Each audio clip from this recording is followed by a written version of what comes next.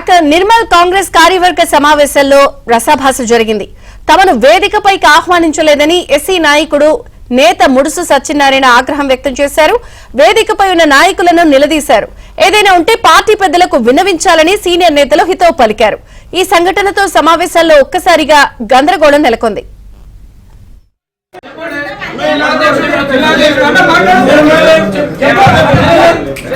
క్రమశిక్షణ చర్యలు ఉంటాయి.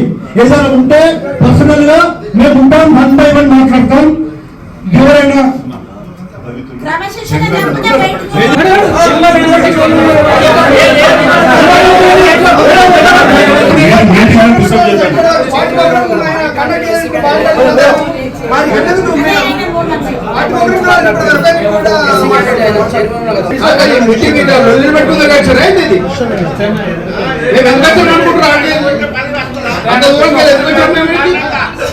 ఇదేనా మీ పద్ధతి?